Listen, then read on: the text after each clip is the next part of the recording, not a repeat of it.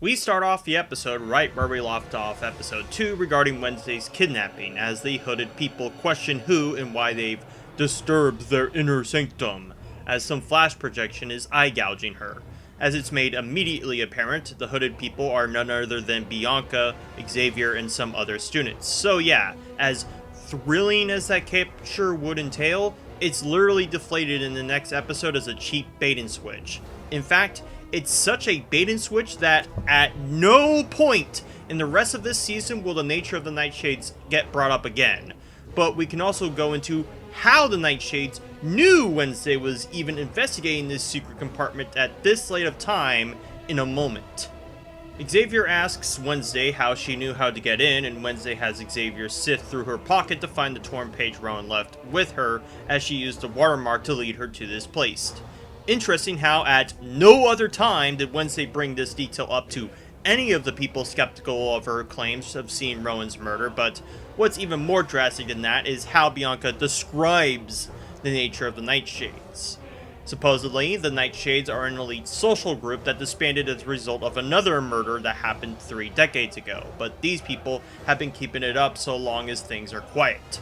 Bianca does mention that Rowan was kicked from this club last semester, which puts a huge contrivance on what Rowan said earlier about being an outcast of outcasts in episode 1, which given the method of which to enter this place is as simple as snap twice, how exactly can anyone be kicked out of the social club like he?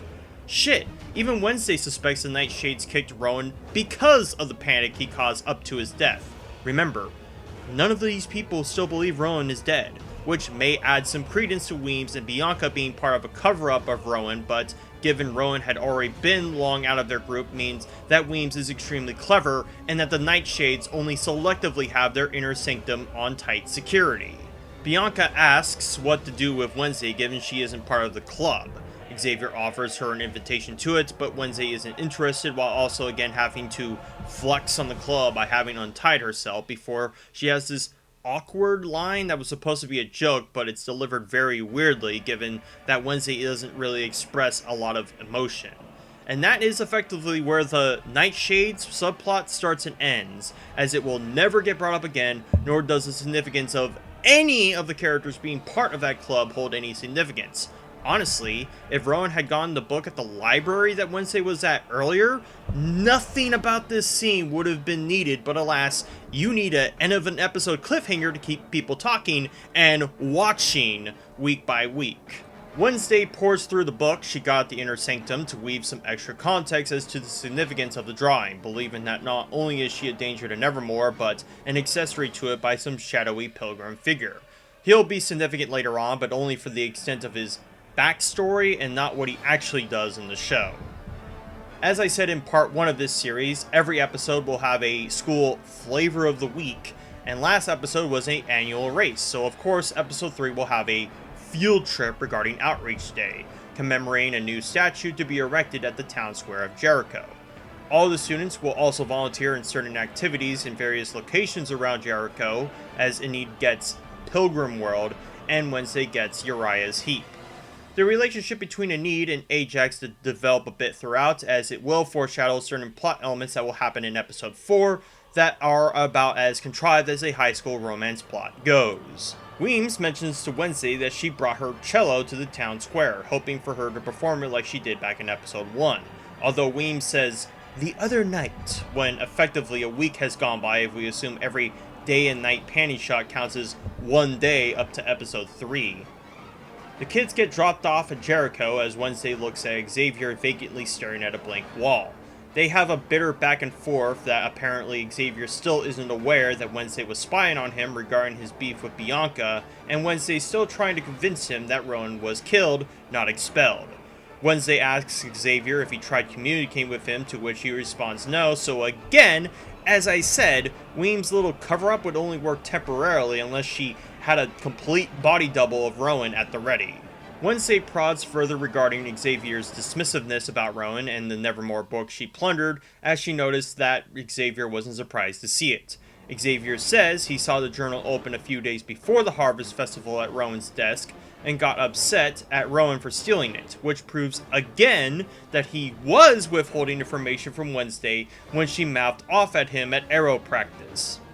But more importantly, Xavier says that he assumed that Rowan stole the book after he got kicked out of the Nightshades last semester, at least according to Bianca, which can only mean that Rowan somehow got kicked out of the Nightshades at the same time that Wednesday first got inducted into the school.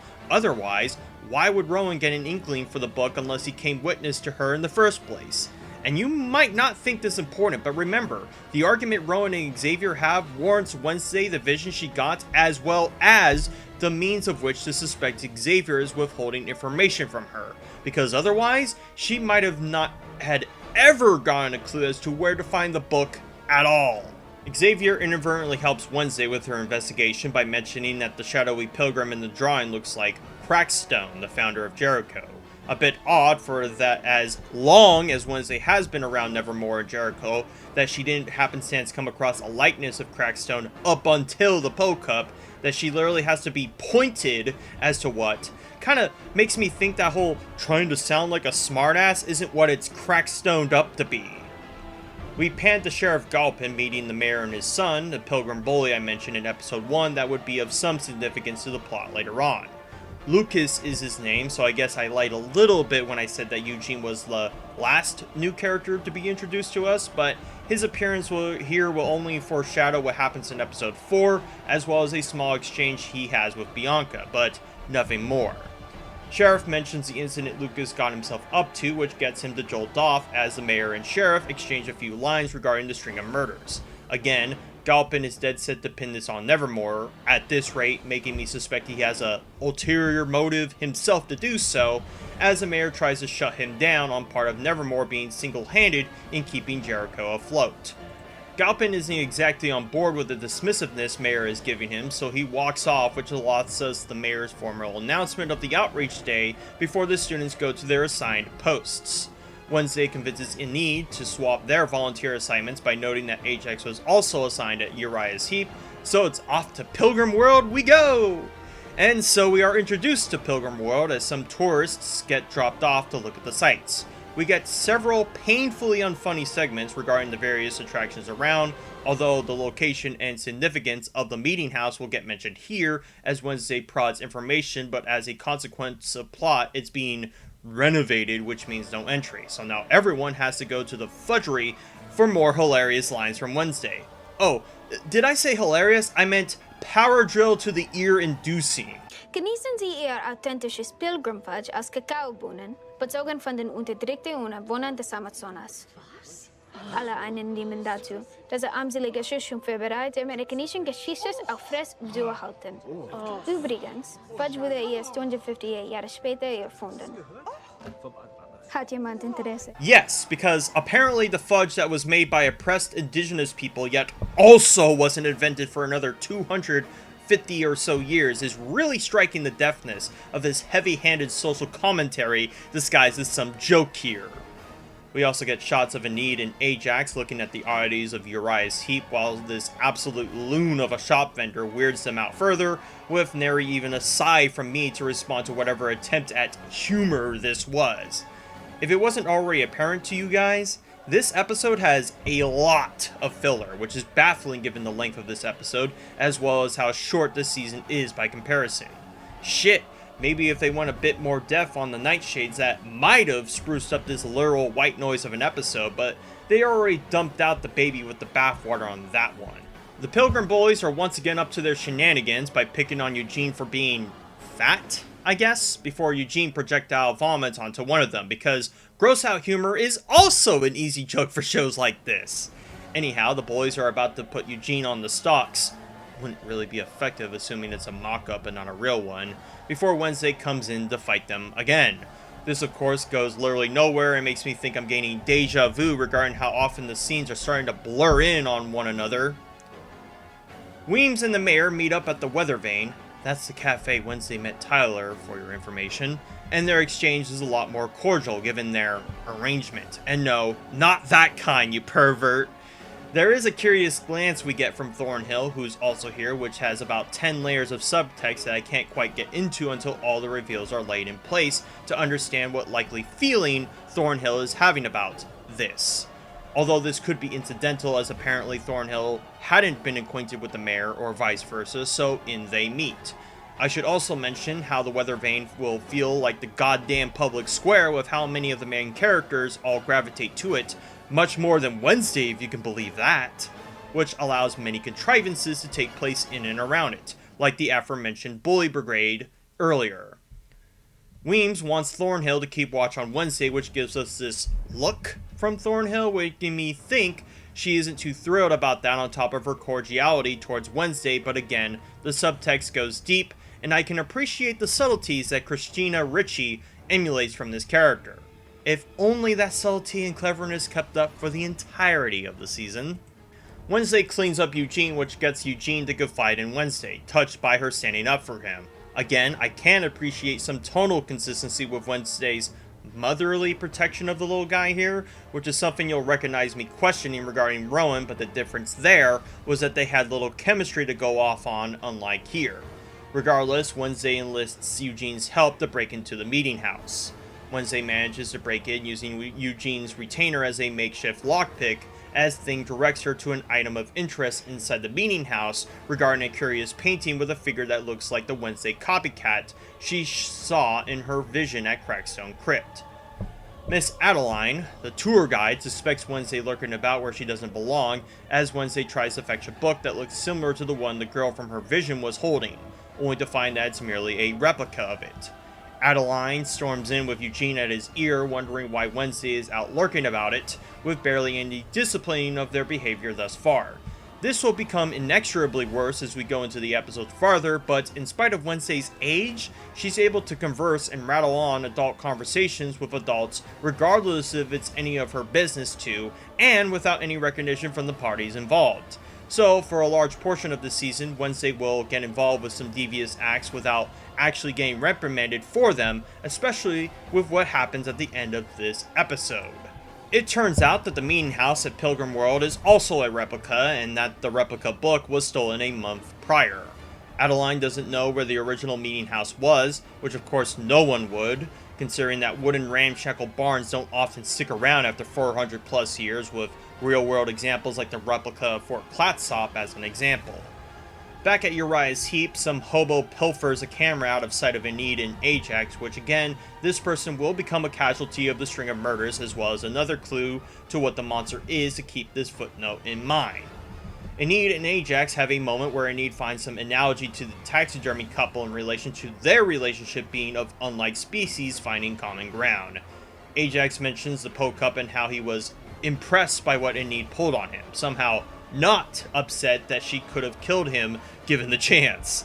This has Ajax mention that Xavier has some skeletons in his closet regarding him and the notoriety of his dad, but none of this will ever get lampshaded again, so it just feels like the writers playing coy with the duality of Xavier as a would-be suspect while developing Enid and Ajax's romance in turn. Ajax finally stops being utterly oblivious to Enid's advances and plans to go meet her behind the greenhouse tonight. Again, this will be important for what the majority of episode 4 is, but we'll also keep that footnote later.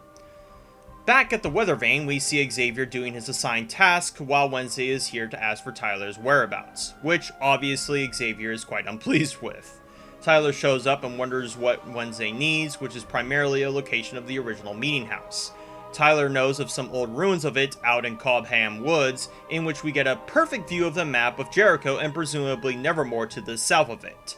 Now, if nothing else has gone through to you, I want you to physically sketch this into your brain as, again, the spatial presence of characters and things relative to each other will get largely disregarded, and things like this are a perfect showcase for just the extent of it. Anyhow, Tyler points Wednesday the right direction, although cautions her against going there. Tyler suspects Wednesday is interested in the string of murders regarding her curiosity of the old meeting house, such that he suggests he could drive her there himself.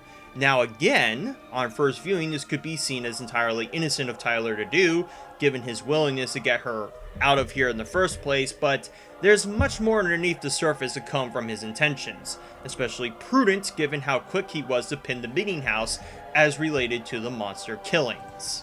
Wednesday rejects the offer on account of needing to be present at the statue coronation and her aptitude at wandering around the woods. Lucky for her, I guess, given the knowledge I'm safekeeping from you lot. She arrives at the ruined meeting house, which for some reason is set late in the evening in spite of her stating that she had to be at the coronation by 2 o'clock. She finds nothing to note, save for the bum that stole the camera from Uriah's heap earlier. He wants her gone, but Wednesday has Thing go up and strangle him, and the bum just stands there and lets a literal hand climb up and do so? Anyhow, they jostle around before the bum runs away from his squatting zone for Wednesday to continue her investigation. Finding nothing of note, Thing suggests Wednesday just touch something given the proclivity of her powers to work such, which hilariously has Wednesday say that it doesn't just work like that, until it literally does.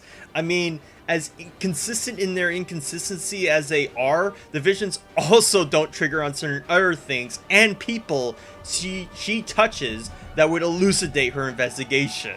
Regardless, Wednesday is once again transposed to the past and witness to your average accountability culture in the 1600s event taking place. The girl from Wednesday's vision is also here being pushed around to her inevitable demise. We discover her name is Goody Addams by the late Joseph Crackstone, writing his sermon for the burning. Goody and him exchange a few lines before Goody gets a quick one on him, although extremely clunkily given the respective heights and distance of the two characters, almost as bad as Wednesday's roundhouse kick at the Pilgrim Bully. Afterwards, Crackstone throws Goody into the meeting house with a bunch of other deemed witches for the burning, but without binding her like they did everyone else. More importantly, if the Pilgrims here had already rounded up all the other witches to be condemned, why were they just playing with their food regarding Goody and not just round her up too like all the rest? Oh, that's right, to give us some important exposition for Wednesday to understand that Crackstone is the bad guy here. Wednesday sneaks into the meeting house before they lock the barn shut, which is quite a courageous act given she doesn't even know if she can even be physically hurt in these visions. Goody finds her mother amongst the dreck and tries to free her to no avail. Goody finds a trap door to escape the fumes, which again gets me to wonder why the fuck Crackstone and the others didn't account for this, or that they did, and that's why they chained the others, but hadn't considered that Goody would have known and tried to use it? Anyhow, Wednesday tries to follow up, only being again transported through her vision to another time in the past or something, as Goody regards her in person and Crackstone is behind to scare the living daylights out of her, back to her world no less. As Wednesday comes to from her catnap, she peers out from the boards to spot the commotion, only to come across the monster once again. The monster doesn't chase after, but instead runs away, which ensues a chase sequence where Wednesday loses her lead on it, but discovers that the monster left human-shaped tracks after a fair distance, surmising to Wednesday that it can shapeshift. And then, in comes Xavier at the precise moment that Wednesday loses sight of the monster and comes across the tracks earlier to discover her, which obviously sets Wednesday's suspicions on high for him. I mean, who else did you tell that you were going to the meeting house and offered to drive you there no less if you suspect the monster can turn back into a human? Nah, fuck it. Let's hang Xavier out to dry to make him the imposter among us for the better half of this entire season. Now, granted, Xavier does mention that he overheard Wednesday's interest in the old meeting house and came quick as he did, although that doesn't account for how he withheld his volunteering assignment to do so. Wednesday tells him that the monster is human and tries to show him, only to find the prints are lost in the rain. How utterly unlucky and contrived for her now, isn't it? Of course, this casts further doubts from Xavier as to her claim, although Xavier now does believe Wednesday regarding the fate of Rowan, as he texted Rowan about a thing they didn't do to see if Rowan would know they didn't. So does that mean that in spite of Weems having packed all his things, that she still has access to his phone to allot this exchange? I mean, regardless, I didn't think this would work anyhow, given the parents would have started wondering when Rowan was coming back from his expulsion. Xavier wants to know why Wednesday was going to the old meeting house, to which Wednesday exclaims that she wanted to figure out how she was connected to Crackstone and of her psychic visions, which Xavier is also aware about it by a lucky guess, emulating what she said to him earlier. Although Xavier does mention that his dad is a famous psychic, so he sort of understands the ins and outs of it, which gets him again to doubt Wednesday's claim, spurred on by what Crackstone did 400 years ago has any bearing on now. And then we get yet another juicy line by Wednesday that he thinks he's mansplaining her power to him. Now, forgive me if I'm wrong, Wednesday, but didn't you say you weren't a slave to technology and don't use shit like TikTok or Instagram? How come some technologically illiterate bitch like you know of an online pejorative only used in the last 5 years? Much less presume Xavier is doing what you consider mansplaining when he just told you that his father is an expert psychic. Moreover, you've never told anyone of these psychic visions you're having, so of course anyone would be wise to doubt. Shit, even Enid did. Was what she did womansplaining to you? But this is a consequence of having the writers play ventriloquist with the characters with careless disregard. You make an enigma of one who can wax modern social commentary in spite of their character never having touched modern society one iota. The subject changes to Wednesday believing that Rowan was correct in his assessment, just not in the way he thinks, believing the monster is somehow connected to the prophecy of her destroying Nevermore. While I understand she said earlier that she didn't want to be a pawn in someone else's game, but what does this sudden desire to protect Nevermore from harm come from? Literally in episode 1, she wanted nothing to do with it, and only stuck around to figure out the significance of the drawing as well as the monster who inadvertently saved her. Now she feels a burden upon her if she doesn't? And let's also consider that she hates the idea that Nevermore represents regarding her parents, for which as far as we're concerned, she hasn't changed her tune on that yet. So, live or die, Nevermore is really only secondary to her main goal of uncovering this conspiracy about her and of Crackstone. Speaking of, we go back to the town square where Wednesday stares down the newly erected statue of him. She nods to Thing, who goes about a plan involving said statue as Mayor and Weems commemorate the statue in honor of Jericho's legacy. Thing lights a match that sets off a gunpowder trail that somehow doesn't ignite the grass that it passes through, and somehow ignites the fountain set below the statue, setting the whole thing ablaze. Now, unless Wednesday somehow rigged the fountain to pour gasoline instead of water, there would have been no way for the statue to ignite in this fashion. Nor would it have even if the fountain had gasoline, as that shit was flowing through spouts and likely would have doused the ignition before it could spread quick enough. And even if it did work like that, gasoline doesn't just simultaneously poof like it does here. But regardless, like the piranha scene, logic is sort of thrown out the window to allot Wednesday's metaphorical revenge on Crackstone as she plays a crescendo while the statue melts. Weems clearly notices that Wednesday had something to do with this, but believe it or not, Wednesday will not get grossly punished for this. No property damage, potential second-degree assaults of the likely second-degree burns from anyone near the fountain, or even a arson charge aren't indicted upon Wednesday, in spite of her getting expelled for far less than what she does here.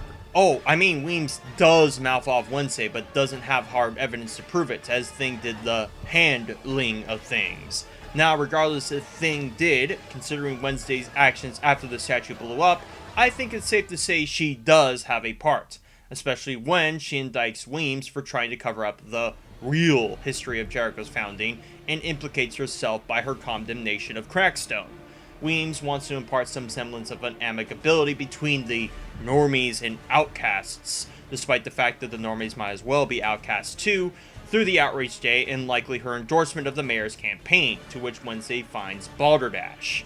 Weems heads her back to her dorm, disgruntled and upset of the goings-on, considering Wednesday a lot of trouble for her, which is odd considering the most damage Wednesday did up to that point was of claiming Rowan was killed, something Weems covered up.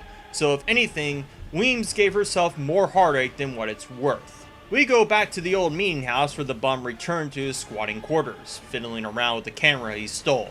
The monster arrives and rips the bum a new one, but not before the camera is tossed around and immediately set to burst mode to capture some shots of the incident in question. And the remainder of this episode is more of Wednesday's monologue as we get a few slow burn shots. One of Eugene looking around before spotting some police sirens in the distance, Thornhill going into the inner sanctum herself, Ajax taking a shower before accidentally stoning himself with the mirror, with Enid believing she got stuck up by him. We also get Weems ripping out a yearbook photo of Morticia Frump and throwing it into the furnace, Kimbot making some outfits for some more taxidermy animals, Tyler screaming into a bathtub, the police catching up with the murder of the bum at the meeting house, and Xavier leaving some shed with a new scar across his neck. The only two that are even significant is what Weems does and the significance of Ajax getting stoned to elicit some of the most forced drama that I've seen yet between he and Enid regarding episode 4. There is some jealousy that could be noted by what Weems does, but it doesn't really get brought up again until episode 6 when the rest of the Addams family returns. Like I said, this was an extremely filler episode sans the Crackstone vision and the set piece regarding the ruination of the statue, but this is supposed to tell us that all these characters have secrets to unbury by way of Wednesday's monologue, but many of the examples presented are just a trick of the audience to get them hooked into the significance of these scenes for the next episode, as many don't pan out as you would expect. On top of further putting suspicion on Xavier regarding the timely nature of his arrival, he will become the most burned character as a result of this show's stupidity that I almost feel bad for the actor that he had to put up with it as a result. Anyhow, it's time to dance with episode 4.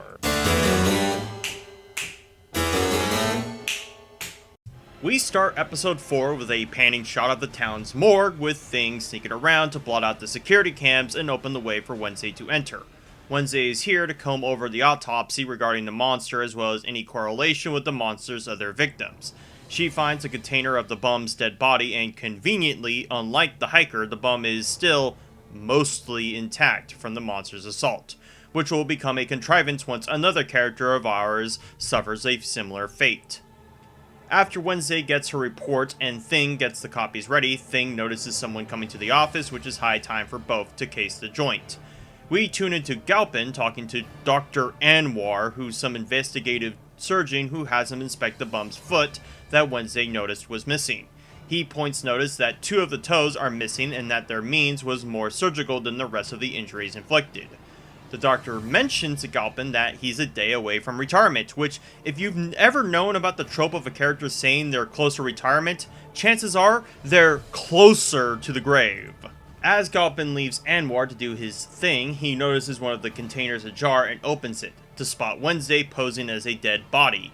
Convincingly, only because I guess Anwar is too stupid to remember the medical accounts of the bodies he has stored here, and didn't pull out the container in full to see she wouldn't have a tag of the means of death. Not to mention that dead bodies stored this way typically aren't fully clothed like she is, but this is all to facilitate a poor joke about how dead Wednesday can make herself look given the opportunity. Wednesday makes her collage of the evidence she gathered at the morgue with a reaction from Enid that doesn't pose any further questions as to the significance of it, nor anyone else for that matter. Should I also mention that Wednesday deliberately tampering with evidence also won't be met with serious repercussions on her end? Shit, even Wednesday blurts out exactly what she did at the morgue as though expecting Enid not to pipe up about it because they're such friends now from the Poe Cup? Anyhow, Wednesday discovers that the common denominator of the monster's victims is that they've had some body part removed, usually surgically. Wednesday surmises that the monster is holding trophies, but the real significance of grabbing these parts will be made more clear near the end of the show. We get another school lesson from Thornhill, whose lesson just so happens to analogize to the upcoming school dance I mentioned would be the flavor of the week for this episode. Xavier tries to shy away the obvious wound he has on his neck to Wednesday, which she doesn't buy considering he keeps leaning for her and for the audience to notice. As for the dance, obviously Wednesday isn't one interested in such a thing, at least for now. We pan back to the shed that Xavier was residing in towards the end of episode 3 with Wednesday and Thing spying on him, once again. Now, far be it from me to judge that Wednesday would be curious to wonder what Xavier is hiding from her, wouldn't be the first time, but considering how much he's been prodding Xavier about information, I feel he'd be much more paranoid than usual. In fact, conveniently enough, he doesn't lock this shed like he does at the end of episode 3 to allow Wednesday in, like as though he was putting his shed up like bait for her to trounce on in. But oh, will that detail get much worse the more we go in. Don't you fucking wish you knew how bad it gets from here. Wednesday turns on a light to see a gallery of paintings, mostly macabre, but distinctly of ones that accurately portrayed the monster she came witness to. Wednesday pilfers a few of his drawings before heading out, but not before Xavier himself notices Wednesday checking out his shed. Hey, Xavier, if you didn't want Wednesday to go into your shed, I don't know, maybe lock the door like you clearly did last fucking night? Xavier explains that it's his art studio and that he was given license to use it by Weems after having it fixed up. Apparently, this ramshackle shed that's on private property can just be given to a random student to use for whatever just because they spruced it up, as opposed to being used for the entire school body to do an extracurricular activity involving painting or something else for that matter, or hell, even demolished if need be. It's not like Xavier has been poking around Nevermore for the better part of 125 years to use it for his own ends. Wednesday tries to reverse psychology Xavier by asking a tour inside, despite already going inside, to which Xavier blurts out a reason why they can't. Now again, this could be the editors fucking up, but considering the angle of which Xavier saw Wednesday, he absolutely would have known that she had already gone in and wouldn't need reason to ask for unless to throw suspicion off of her, which wouldn't, considering her already poking around a place that anyone, not just Wednesday, could have barged in. Xavier then asks Wednesday why she was even out looking for him, to which she also blurts out a reason that will in no doubt somehow contrive her to go to the dance with a certain somebody, now would it?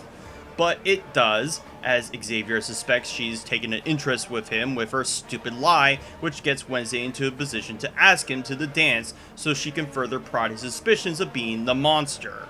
Again, the absolute stupidity on display for these circumstances to play out would not be better stated if I didn't have my own way I would allot for them to happen. So, let's do that. So have Xavier lock the fucking shed and leave, but always looking back, just out of paranoia. Have Wednesday and Thing fiddle fuck around with the lock to try to pry it open as she spots a painting of the monster from a hole in the building within. Then, have Thing note to Wednesday that Xavier is coming back so that Wednesday can look cool and resolved, and have Xavier ask her what she was doing. The dialogue regarding her reasons can stay the same, but now that she hasn't already gotten in, her asking Xavier for a tour would give her an alibi for her curiosity in him, and Xavier doesn't look like he has tunnel vision periphery regarding what's going on around him.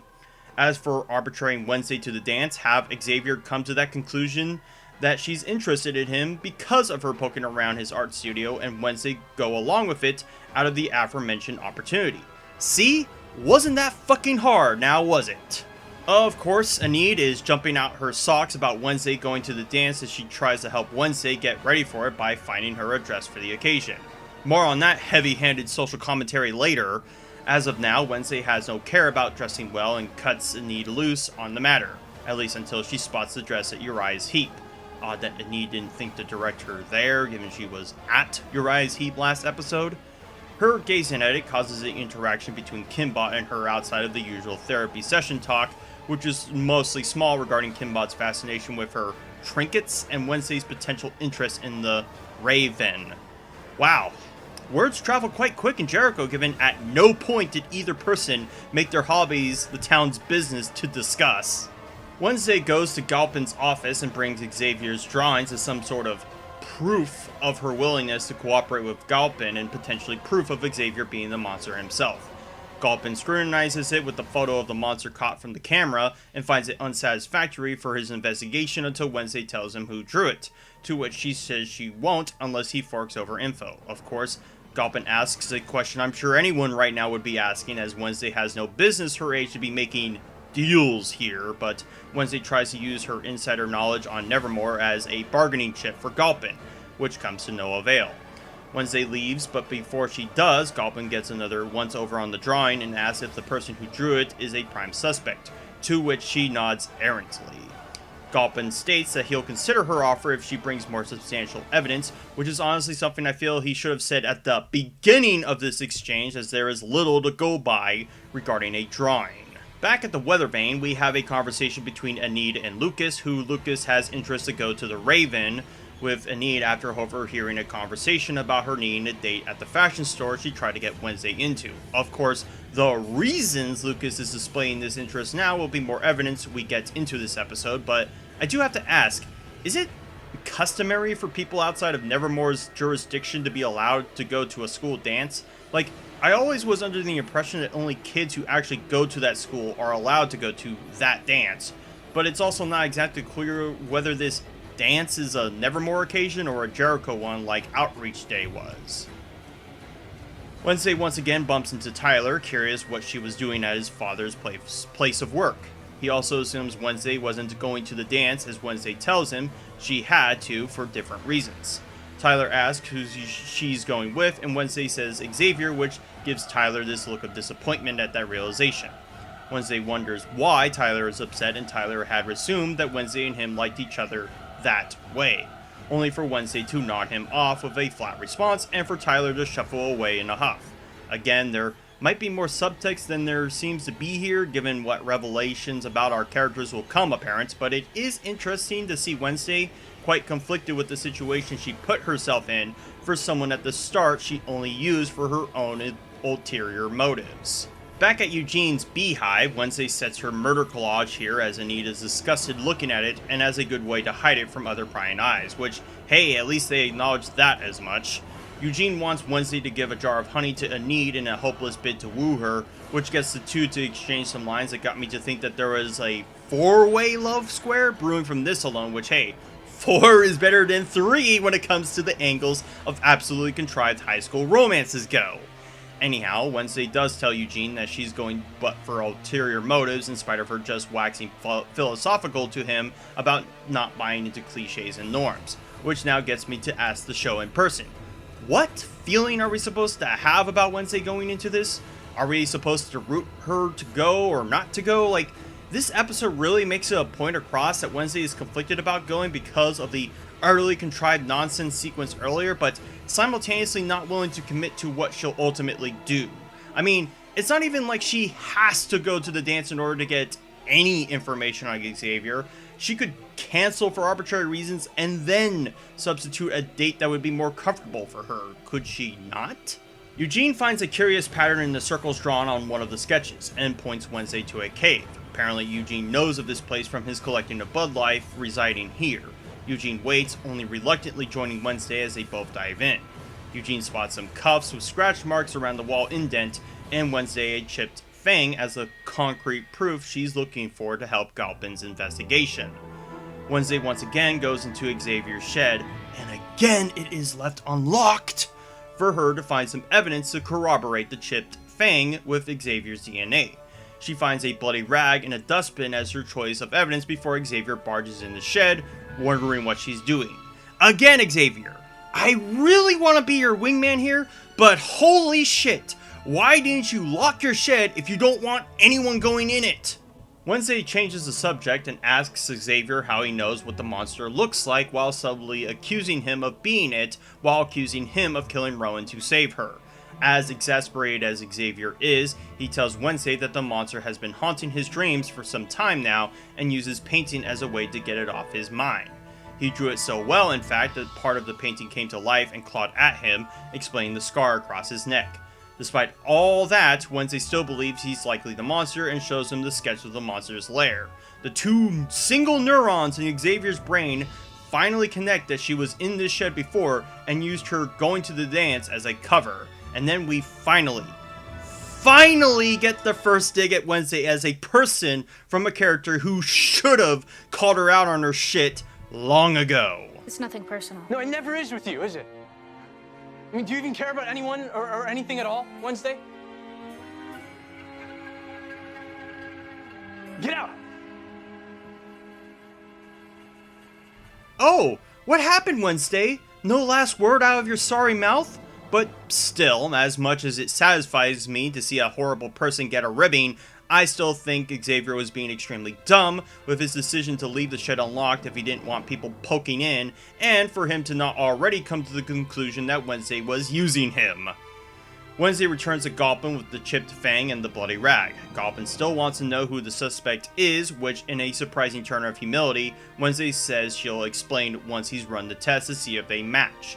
We'll get to whether they do or don't later, but I do appreciate how Wednesday didn't rat out Xavier even after how she's treated him and his writing her off in turn. Perhaps Wednesday might actually have a redeeming quality by the end of this season, maybe. So now that Wednesday doesn't have a date to the dance and sufficiently got everything she needed to potentially close the case on this monster, there shouldn't be a reason for her to go now, right? Well, we'll get to that.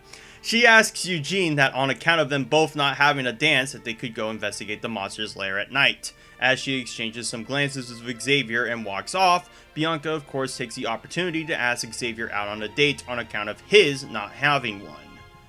So, about Wednesday not going to that dance and not wanting to go to that dance, well, just watch this. So Thing is typing up something on Wednesday's typewriter. Whatever he's written is given to Tyler as whatever he's reading perks up his mood. We then pan to the Raven dance proper where Thornhill is greeting the couples, including one with Ajax and some other broad we've never seen before. Jeez, I wonder if this will set up some drama to happen later. It just boggles the mind, it does. Weems and Thornhill have some chat about the dance, getting Weems to reminisce on the disappointments she had about it when she was a student, as she was stuck up on her date by another girl, mentioning Morticia Addams as the one who did so. This might again foreshadow her jealousy towards her when she becomes relevant to the story again, but I feel this was just put in to remind the audience that yes, Weems does have some envy about Morticia. Also, if Weems was stuck up by Morticia, does that mean Weems also had a thing for Gomez? Like, god damn, what is it with tall women wanting extremely short boys and short women wanting extremely tall boys in this show?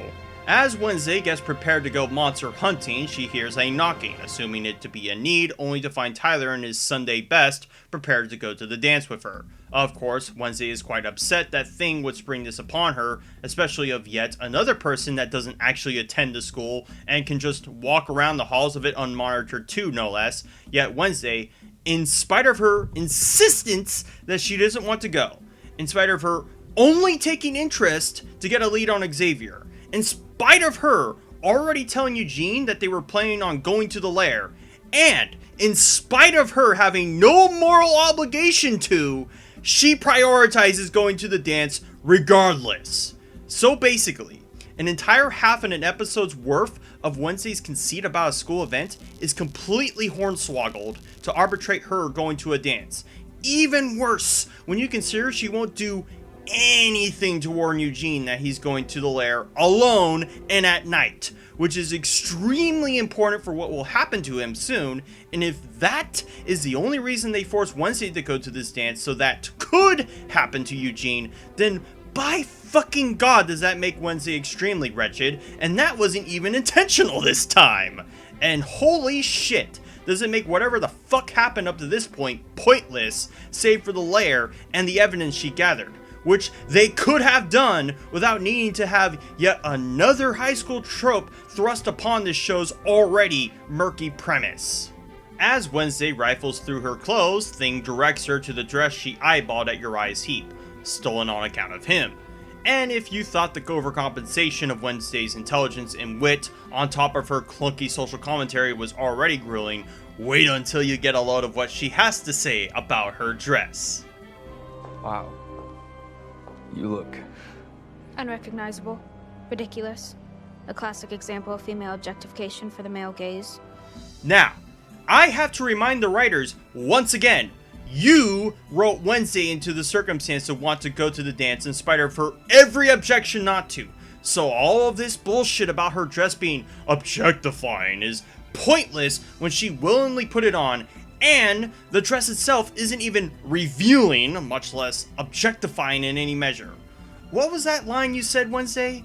Once is chance, twice is coincidence, and third's a pattern? Well, This is about the 4th time the writers have shown their hand in the writing, and by blatantly doing the thing they're supposedly condemning, they're only projecting their own feelings on the audience as to browbeat them while acting like they themselves said something poignant when they're the ones kneecapping the show's narrative in order to facilitate it. It's not even an issue that I have that characters can make some social political statement so long as it's in character and in universe to do so.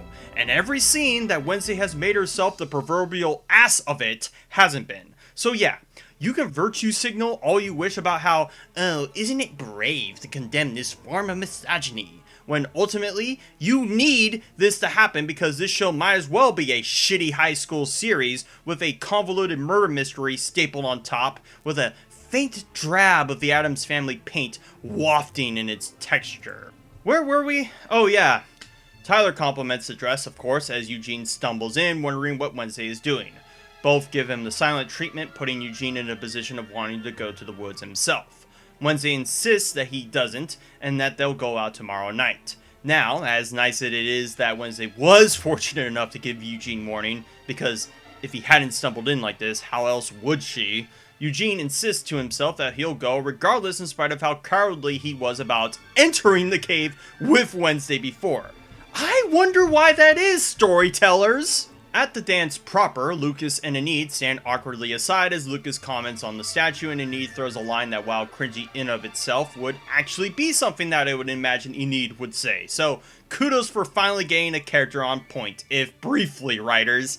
Anyhow, Enid tries to share a glass with Lucas before she accidentally spills it on him, and in such a way that she has to wipe off the mess around his private areas with a cloth, just in order for Ajax and his date to witness this crass innuendo, because implied sex jokes are... Say the line, Bart! an easy joke in shows like this! Now, of course, this joke utterly falls flat on your face, as not only would it literally make no sense for someone to be giving a blowjob to someone in a public setting, but for Enid or Lucas to be willing to take part in it when they both only met yesterday. But fuck it, we need to force some drama between these two some more. They share some passive-aggressive lines before both nodding off. Because I guess it was just too much for Ajax to explain to Enid that he accidentally stoned himself, or for Enid to come to that conclusion too. Let's complicate this nonsense by having Ajax have a date of his own just to give Enid the impression that he did stick her up on their date. The fucking moron. Xavier is brooding at his glass as Bianca suspects Wednesday is still on his mind. Xavier tries to resolve himself with what Bianca says before in comes Wednesday to remind him how utterly worthless her own resolve was. Wednesday introduces Tyler to Thornhill, but Thornhill seems already familiar with Tyler, as Tyler himself seems a bit anxious around her. Again, really good subtext as all things go, the significance of these two and their relationship in this scene. As Tyler and Thornhill share some chat together, Wednesday and Enid share their own, as Wednesday notices Lucas as an affront to her given their prior scrapes.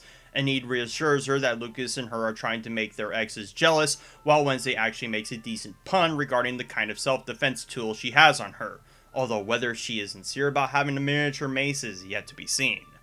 As Enid and Lucas excuse Wednesday, Xavier comes in to condemn Wednesday about stringing Tyler along, as only now does Xavier mention that Tyler did something egregious to him before. I guess I'm surprised that Xavier would share this detail, considering how pissed off he was about her invading his privacy. Like, I'm seriously starting to suspect he just has a fetish for getting abused. Lucas peers through his phone to see some messages that detail the true intentions of his coming to the dance before Enid interrupts them, getting the two to find some commonality between one another before hitting it on the dance floor. This will foreshadow some second thoughts Lucas might have going to what he'll inevitably do, which may arrive at one of the major themes of this show regarding the distrust and intolerance between the normies and the outcasts. But we don't really get to explore why Lucas feels the way he does about Nevermore up to this point, and his quick heel turn from that point is equally as abrupt. But he's only a microcosm of that theme, as we'll explore it through characters who do much more than he with it. In spite of Wednesday's warning, Eugene scopes out the monster's lair with no sign in sight at the moment. We'll get back to that and him here soon. We go back to Wednesday sauntering to herself in some private hall, with Tyler discovering her here. Wednesday unveils what Xavier told her, that Tyler had some friends assault Xavier and ruin the mural he made on Outreach Day last year, which admittedly was something I forgot Xavier mentioned when he was staring at the blank wall on my first watch, so neat callback to that. Anyhow, Tyler doesn't try to make excuses for his actions and says that he used to have a bad habit of picking on those he deemed had made his life a living hell, which is honestly a common factor most bullies typically have.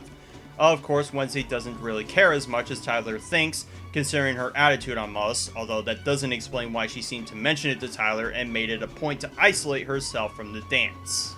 A tanker truck rolls up to Nevermore inexplicably, as well as completely unabated too, no less. I guess Nevermore can't afford to have some kind of night watch on hand, even though clearly the school enforces a curfew. We'll get to the significance of that truck, but now we have to go to the only scene in this show that had any cultural significance online, as Wednesday does this interpretive dance of just winging it, as I would expect someone who isn't used to dancing would do. Why I say this is culturally significant is not only did Netflix heavily promote this section of the episode, but literal online shorts were created to change the song to go along with her dance, most notably of Lady Gaga's Bloody Mary sped up and pitched up. It was a low moment for humanity when that became a trend for a few weeks, and honestly, looking back, this trend only propelled the popularity of that song more than the show itself. Like, supposedly Jenna Ortega, the actress for Wednesday, took inspiration from how goth kids would dance and emulated it here, but it just reminds me of when Uma Thurman and John Travolta did the twist, but done poorly. Anid wants to join in on the fun, but Lucas phones it in that he has to go. Get it? While the dance keeps going, Xavier is so upset at the goings-on that he insists to Bianca that she use her powers to make him forget about her, which also gets Bianca upset at how hypocritical he's being about breaking up with her prior because of her manipulating to him, storming off. I mean, this is par for the course as supernatural high school dramas go, so no surprise that Xavier can't stop catching L's in this episode. Strangely enough, not the most he gets in a particular episode, if you can believe that. Presumably in the back alley of Nevermore, the Pilgrim Boys again are off to their dastardly ways by unraveling a hose that will be attached to what I can only assume is the school's sprinkler system. Lucas comes in and has reservations about doing this, only spurned by his friendship with Anid earlier, I guess, as the boys exposit to Lucas exactly why they're doing this, as though Lucas wouldn't already know, which, hey, I thought they were just doing this because they got beat up twice by a Nevermore student, so I guess I forgive this exposition dump just once. Lucas relents to the boys' wishes as the stage is set to sabotage the Raven dance. We pan back to Eugene, who spots a car oncoming to the monster's lair. The suspect lights a Molotov into the cave and nearly runs off before spotting Eugene spying on him. The cave explodes in a fury, presumably destroying any potential evidence that could have come from it, while Eugene runs away from the explosion and from being chased down. The significance of who destroyed the cave and how they had the time to do so will be all laid in plain, as well as what Eugene lightly noticed about the suspect in question, but this episode near the end has a habit of panning to low and high intense moments throughout.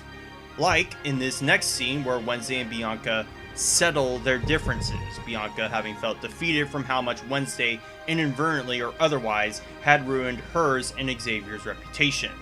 Bianca undresses to Wednesday that she can't ever tell the people around her like her for who she is or for superficial and, more importantly, supernatural reasons relating to her siren powers. Even Wednesday sort of wishes she had the ability to care about what other people think, a bit ironic considering her trying to one-up everyone means she does care about proving how smart she is to people. And thus ends the rivalry that Bianca and Wednesday had, which was already clunkily presented and quickly dished out like late night fast food.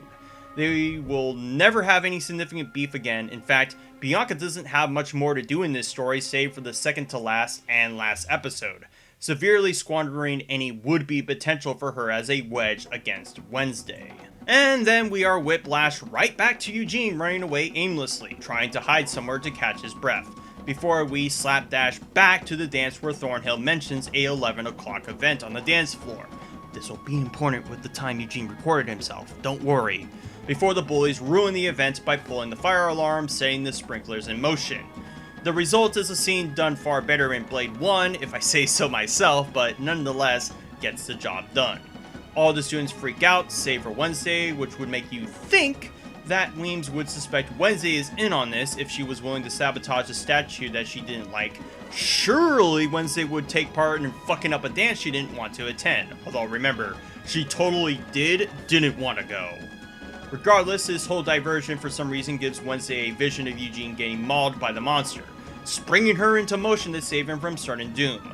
Tyler presumably is texting his dad about this whole ordeal, bumping into Xavier as he asks him where Wednesday went. Now, what Xavier says is important both for what will happen next and further along once all the reveals are made in place. But Xavier specifically says, "How would I know? She's your date." Meaning he doesn't know and doesn't care to know.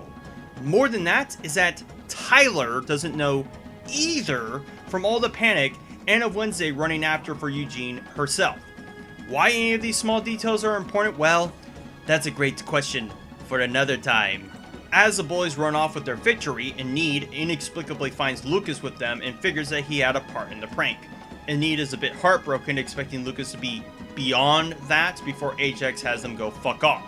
Of course, Enid and Ajax's stupidly contrived awkwardness was all in service of Lucas having the opportunity to sabotage the dance for his own ends, as Enid and Ajax immediately make amends after Ajax tells her what should have been obvious to Enid and shouldn't have been embarrassing for her to know, given she already told Wednesday that Ajax has a habit for stoning himself. Not to mention, this doesn't explain why Ajax felt the need to go to the dance with someone else, or even go to the dance at all, why Enid didn't confront Ajax prior to this dance, why he stood her up, or why any of this information wasn't found secondhand, as apparently word spread fast enough that Enid didn't have a fucking date in order for Lucas to smell blood in the water, but not to Ajax. So yeah, this is about as shitty as forced drama can get when it facilitates more bullshit to happen in service of other characters facilitating more bullshit to happen, as we will find out just how damning, as a consequence, this prank is to the spree of monster killings. Back in the woods, Eugene believes the coast is clear as he catches his breath some more before hearing the noise of the monster, and he's on the run again. Wednesday calls out to him to no avail as Eugene trips on something and suffers the fate Wednesday saw in her vision. I didn't mention this before with everything else going on, but did you notice just how contrived her getting her vision was? She literally bumped into a few people of no circumstance, and that was enough for her to get a vision of Eugene for some reason? Like, before it at least was in relation to the person she bumped into, but here it's just, fuck it, we need her to go look for him. Eugene tries to find his glasses like Velma, no, not that one, and as he does, the monster lays into him, slashing across like he did Rowan, but unlike him, Eugene survives this. Spoiler for the beginning of episode 5, I just want to get that out there so this show doesn't have the benefit of cock-teasing you guys again. Thus, effectively turning Eugene from a character to a plot device, as his survival absolutely hinges on a core detail about the suspect he noticed destroying the lair. Thornhill is also here to witness this, interestingly enough, out of all two, but we can get into that too once all is laid in plain. So yeah, I haven't made my feelings unknown about this episode in particular, as this is by far the worst out of the lot, with some of the most talking past one another dialogue present. A whole half of an episode's worth of a character arc goes to waste, more bullshit high school tropes introduced and axed off within the episode's span, and some of the most jarring transitions between scenes I've seen yet. This is not the worst episode in the entire season, oh no, but boy does this really fuck with my patience and my own ability not to talk about how a lot of these scenes fail even more spectacularly when we do find out who the monster really is, but that will be best saved for parts 3 and 4. And with that, I bid you adieu once more.